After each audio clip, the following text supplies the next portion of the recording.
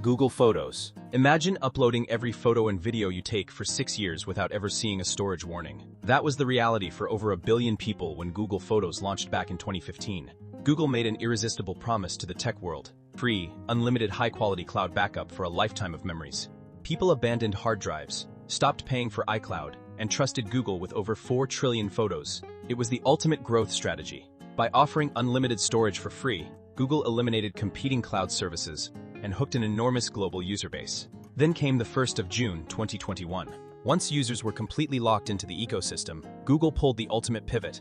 They ended the unlimited free tier, capping all new photo backups against the default 15 gigabytes free storage shared across your entire Google account. Suddenly, everyday phone backups were competing for space with your Gmail attachments and Google Drive files. If you ran out of room, your options were simple: start deleting memories or pay up for a monthly Google One subscription. What started as a revolutionary free service turned into one of the most profitable subscription funnel transitions in software history. LastPass. For a password manager, convenience is everything. You save a password on your laptop, walk away, and expect to log into that same account on your phone seconds later without typing a single key. That seamless experience was exactly what built LastPass into a software giant. For over a decade, LastPass offered a ridiculously generous free tier that allowed unlimited password syncing across desktops, laptops, tablets, and smartphones simultaneously. It became the default recommendation for securing your digital life, and millions of users entrusted it with their entire vault of logins. Then in March 2021, LastPass dropped a massive bombshell. They announced that free users would no longer be allowed to sync across both mobile and desktop devices. Instead, you were forced to pick a single device type. If you chose mobile, your laptop extension stopped syncing. Choose desktop, and your phone app was rendered virtually useless. Cross-platform sync was no longer a core feature. It was a luxury perk reserved for paying premium subscribers, because users already had their entire digital footprint locked in. LastPass knew migrating was a headache. It was a textbook trap. Hook millions on free convenience, wait until they are dependent, and then paywall the exact feature that made the software useful. Evernote. Imagine sitting down to organize your entire life-work projects, personal ideas, and daily checklists, only to suddenly be told you can't write a single new word unless you hand over a credit card. That is the reality Evernote dropped on its loyal user base. Back in the late 2000s and 2010s, Evernote was the undisputed king of digital productivity. Its iconic green elephant logo was everywhere. The app gained massive popularity thanks to an exceptionally generous free tier that let you create unlimited notebooks and notes, complete with rich media attachments and seamless multi-device syncing. For millions of students, writers, and professionals, Evernote became a literal digital brain. Then, after years of corporate missteps and ownership changes, the free tier was systematically dismantled. It started with small restrictions, like limiting free accounts to just 2 devices. But the final blow came when Evernote capped free users at a punishing limit of just 1 notebook and 50 notes total. Overnight, the free version stopped being a usable software tool and became an aggressive, lockdown trial mode. If you had spent years building a digital archive of hundreds of notes, you were suddenly frozen out from adding anything new. Evernote effectively took your digital second brain hostage, leaving you with a stark choice: pay a steep monthly subscription, or undertake the painful process of exporting your entire life to a competitor. Canva. Imagine building your entire workflow around a tool that gives you high-end creative power without costing a single dime. That was the magic of Canva when it hit the scene. Canva revolutionized graphic design by making complex layout design, graphic editing, and visual creation accessible to everyone. Small business owners, students, and content creators flocked to the platform because its free tier was astonishingly capable. You could design social media graphics, flyers, and presentations without feeling like you were using a watered-down product. But as Canva solidified its dominance as the default graphic design tool for non-designers, the boundaries of its free tier started shifting. Features that users relied on daily, like instant background removal, one-click canvas resizing, transparent PNG exports, and full access to premium asset libraries, were systematically funneled into Canva Pro.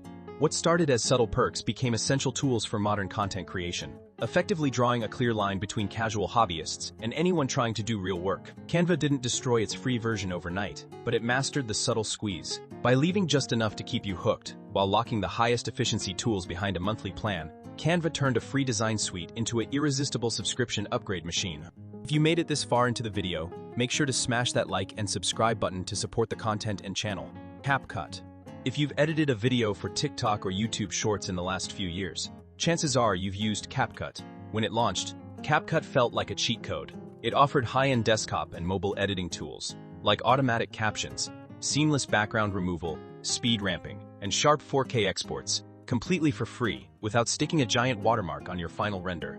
It quickly became the go-to editing app for millions of mobile creators and social media managers who wanted fast, high-quality edits without paying for Adobe Premiere or Final Cut. Then, CapCut began the slow, deliberate paywall squeeze. One by one, the exact features that made the app go viral were moved behind a CapCut Pro subscription. Auto-Caption generation, a feature mobile creators relied on daily, got strictly capped and paywalled. Popular text templates, smooth motion blurs, noise reduction, and smart cutout tools suddenly gained small pro badges.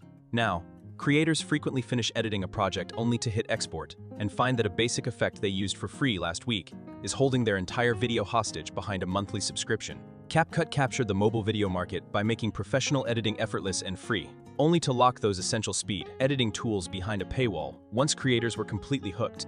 Twitter verification.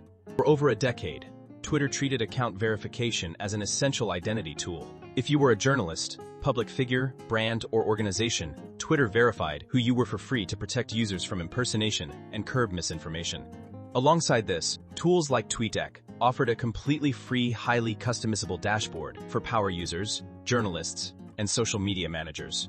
Then came the takeover and rebranding to X under Elon Musk. Almost overnight, verification was stripped of its original identity, checking purpose, and converted into a pure monetization strategy. The blue checkmark was rebranded as a perk of X Premium, meaning anyone could buy a checkmark simply by paying a monthly fee, regardless of identity or public relevance. To double down on subscriptions, X then paywalled power features, like TweetDeck, rebranded as X Pro, limited basic account capabilities for non-paying users, and even restricted free API access that entire communities and third-party tools depended on. It was a dramatic shift in social media strategy, core safety, and utility features that millions of active users had relied on for years to build their daily habit were suddenly transformed into monthly recurring revenue streams.